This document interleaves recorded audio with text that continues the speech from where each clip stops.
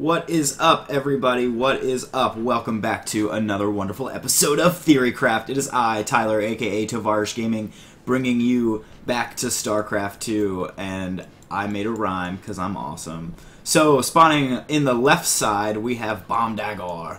This is the guy that sent in the replay.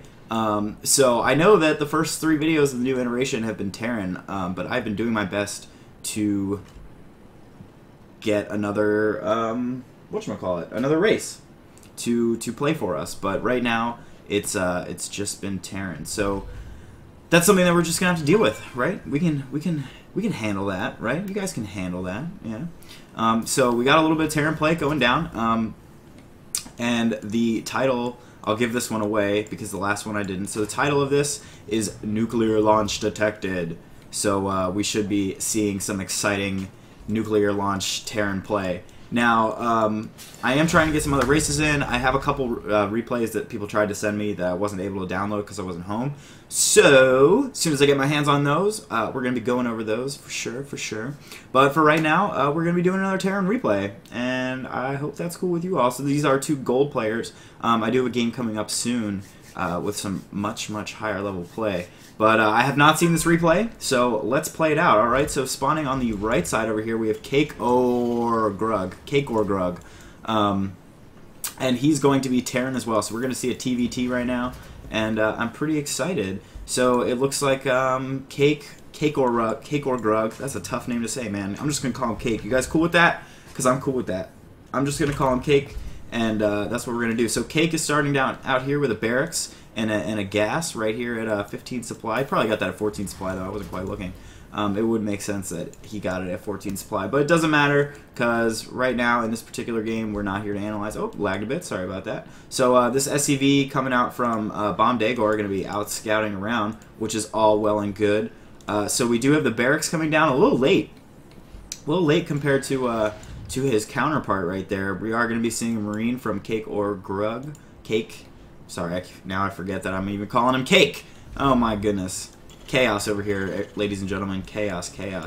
But while this game gets underway, just gonna talk a little bit about the show. So, you know, we've been doing these fun little games. The fact that I don't watch the replay beforehand kind of means I have a feeling I'm gonna end up casting some games that don't actually make it online because they're not worth it. But I want to know what you guys think. How do you feel? Do you want a series? Do you want like more funny games? Do you want also cool games? Because the whole idea of the new iteration of the show is I was just gonna do something, you know, if it's funny or if it's cool in any way, I'll definitely check it out.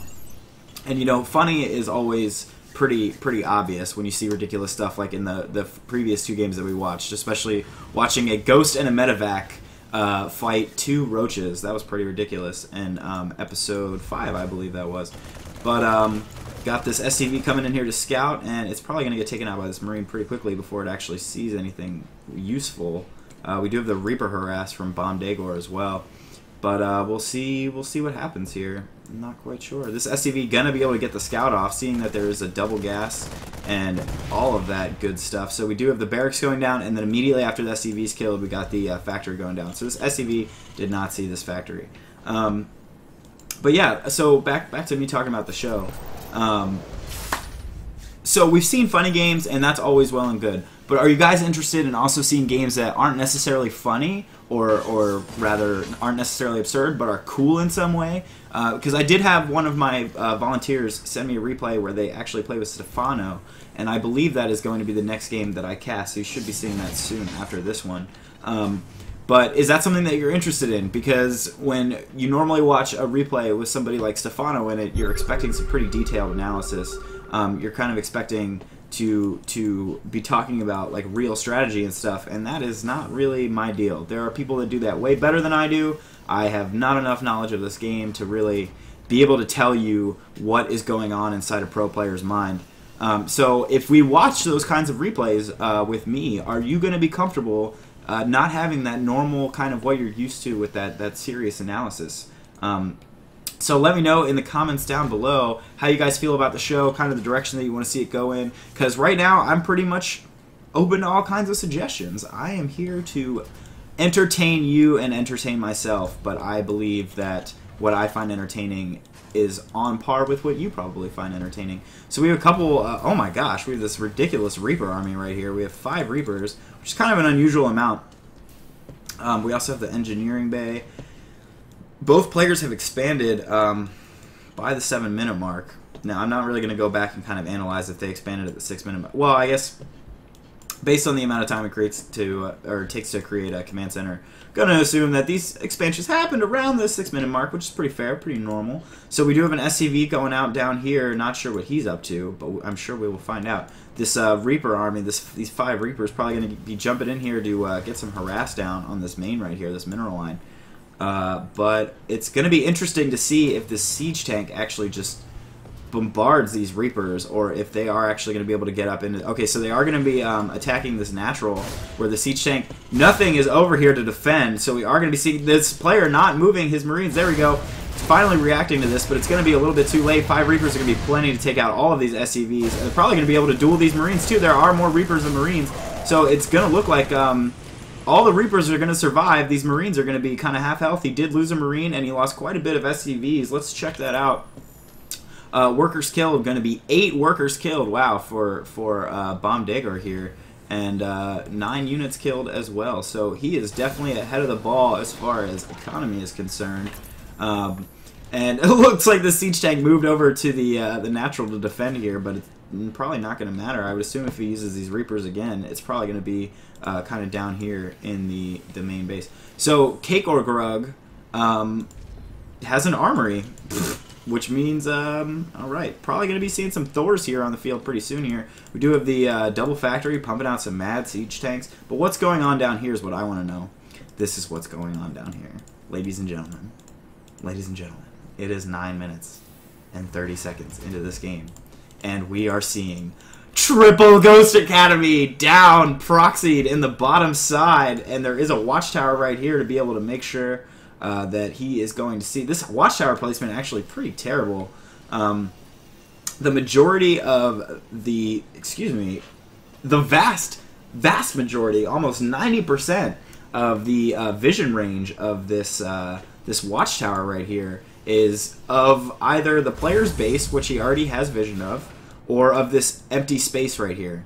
And so this empty space not going to really do him much good. It will let him know that drops are coming, but only from one side. So really this watchtower placement not going to be very effective. This is the only chunk right here, right down in this little area that you see, that actually he is granted vision of, that's of where ground units can go. And as we can see from our blue player, not going to really be worried about any kind of drops or anything. We don't have any medevacs on the field. The only thing that he's producing out of his starports are Vikings, and he's going to be going for what looks to be a heavy mech build.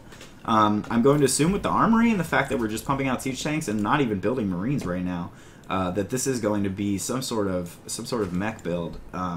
I hope that's a fair assumption. Again, I'm not really here to analyze. But we do have the cloaking down going for Ghosts, and we have 2 nukes being made right now. And this is all hidden from our blue player, mind you. So he has absolutely no idea that nukes are going to be coming into his base.